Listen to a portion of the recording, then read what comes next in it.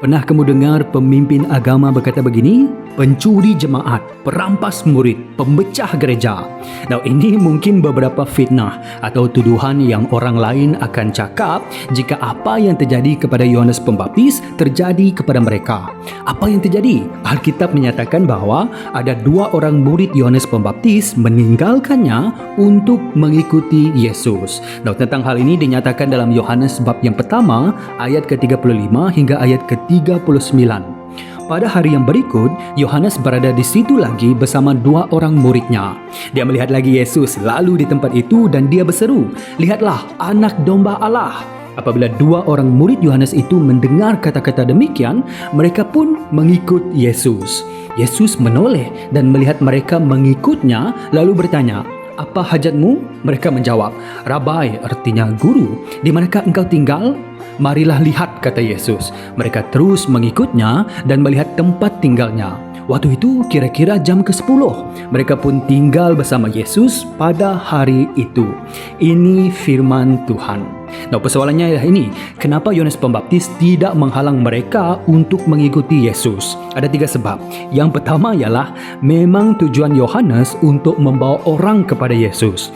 Orang pernah bertanya kepada Yohanes begini, "Menurut kamu sendiri, kau ini siapa?" Dan ini jawapan Yohanes. Dia berkata, "Aku ini satu suara yang berseru di gurun. Luruskanlah jalan untuk Tuhan sebagaimana kata Nabi Yesaya."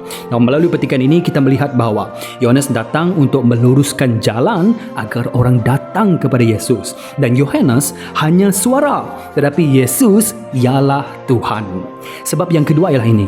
Memang kerinduan Yohanes agar orang melihat Yesus. Kalau kita perhatikan dalam petikan yang saya bacakan mula-mula tadi, kita mendapati bahawa Yohanes tidak berkata, "Ikutlah Yesus." Tetapi Yohanes berkata, "Lihatlah Yesus, anak domba Allah." Nah, pada pandangan saya ini, sesiapa yang melihat Yesus dengan penuh minat, dengan rasa ingin dekat kepadanya dan benar-benar ingin mahu mengenalinya, pasti akan tertarik untuk mengikuti Yesus. Yohanes berseru, "Lihatlah anak domba Allah."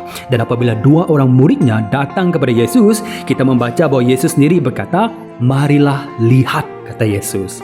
Dan sebab yang ketiga, memang matlamat Yohanes supaya Yesus menjadi semakin utama.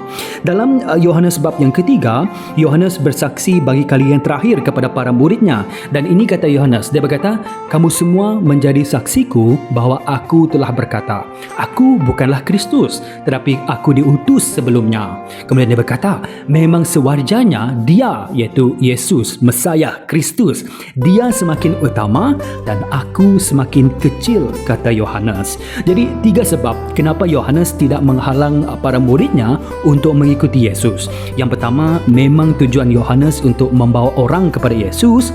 Yang kedua, memang kerinduan Yohanes agar orang melihat Yesus.